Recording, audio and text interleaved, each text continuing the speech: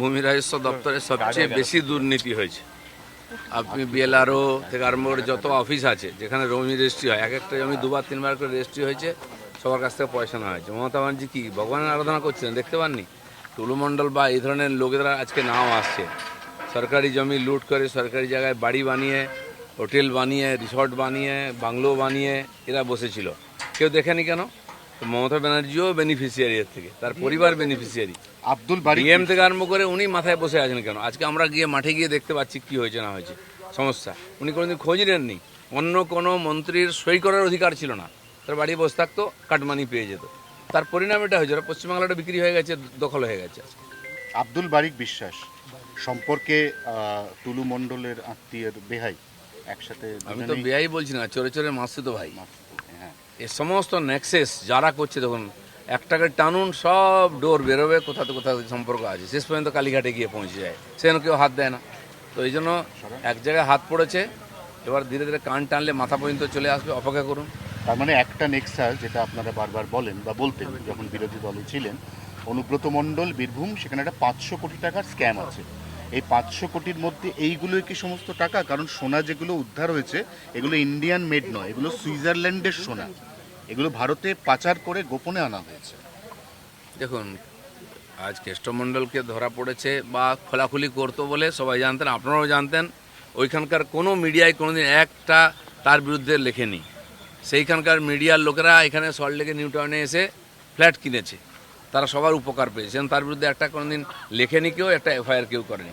শুধু কেষ্টমণ্ডল নেই, আজকে ছোটো ছোটো বড় বড় কেষ্টমণ্ডল সমস্ত জেলাতে আছে, তৈরি করা হয়েছে। ওরা হোলসেলার, হ্যান্ডলার, ওখান থেকে টাকা পয়সা তুলে কালীঘাটে পাঠাতো।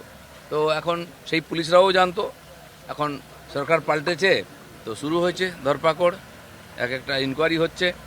একদিন সিবিআই পর্যন্ত পৌঁছতে পারেনি, সোর্স পায়নি। এবার এই পুলিশই সমস্ত খুঁড়ে বার করছে। মদন মিত্র বলেছেন আমি কোনো দিকেই যাব না, আমি এবার শ্মশানের দিকে যাব, কিন্তু তাৎপর্যপূর্ণ মনে হচ্ছে আপনার? এত তাড়াতাড়ি বললে আগে শ্মশানের দরজা খুলবে? অনেক আছে ভোগান্তি এখন। আপনারা যা করেছেন, আমি চ্যালেঞ্জ করছি মদন মিত্রকে। এখন একটা হোটেল দখল করেছে ওনার এক চেলা, তারা আমার কাছে এসছে, আমি সেখানেও পুলিশ কারবাই করাবো। উনি গিয়ে কোথায় মাল খান বলে সে হোটেলটা ছাড়ছে না লিজ বাদ দিয়ে, এরকম বহু ঘটনা আছে। এখন তো আমরা কমপ্লেন করিনি, পুলিশ যেটুকু করছে। এই ধরনের ঘটনা হাজার হাজার আছে, এক একটা নেতার পিছনে ঘটনা আছে, আর সব বার করবো আমরা, কাউকে ছাড়া হবে না। এনসিপিআই খুব বিড়ম্বনায় পড়েছে। এনসিপিআই এখনো পর্যন্ত 20, এই সংখ্যাটা 2 আজকের মধ্যে কমে যেতে পারে, আগামীকাল সেই সংখ্যাটা কমে 17 হতে পারে। সমস্যা যেটা হবে শুধু এনসিপিআই নয়, অভিষেক বন্দ্যোপাধ্যায় তাদের সঙ্গে কারা কারা আছেন এই মর্মে তো ওম বিড়লাকে চিঠি দিয়েছেন। এবার সেই চিঠিটা বারবার রিড্রাফট করতে হবে, অতএব বিষয়টা এখন একদম জগাখিচুড়ি পাকিয়ে গেছে। দেখুন, টিএমসি পার্টিটা প্রথম থেকেই জগাখিচুড়ি ছিল, এখনও তাই আছে। যে কটা ভোটে জিততো ওরা গায়ের জোরে জিততো, পুলিশ দিয়ে মারপিট করে জিততো। ইলেকশান যদি সত্যি সত্যি হয়, সব জায়গায় ফল তার মতো রেজাল্ট হবে, 4th পজিশন, জামানত জব্দ হবে। কারণ যারা জিতে গেছেন তারা এখন বিড়ম্বনায় পড়েছেন যে আরও 2 বছর 3 বছর কাটাতে হবে। আর ওরা কিছু করুন বা না করুন কিছু যায় আসে না, কেন্দ্র সরকারের কিছু যায় আসে না, রাজ্য সরকারের কিছু যায় আসে না। আমরা মানুষের ম্যান্ডেট নিয়ে মানুষের কাজে লেগে পড়েছি। ঋতব্রতরা আরও বিপাকে। বর্ধমানের স্বামী স্ত্রী, তারা সক্রিয় তৃণমূল কর্মী, তারা জেলা শাসককে চিঠি দিয়ে বলেছেন আমাদের 2টো ভোট, আমাদের যিনি জেতা বিধায়ক আমরা মমতাদিকে দেখে ভোট দিয়েছি, আমাদের থেকে ভোট পেয়ে ওরা ওই দলে ভিড়েছে, ওদের ভোটগুলো আমরা ফেরত চাই। কী গ্যারান্টি আছে ওরা ওকেই ভোট দিয়েছে?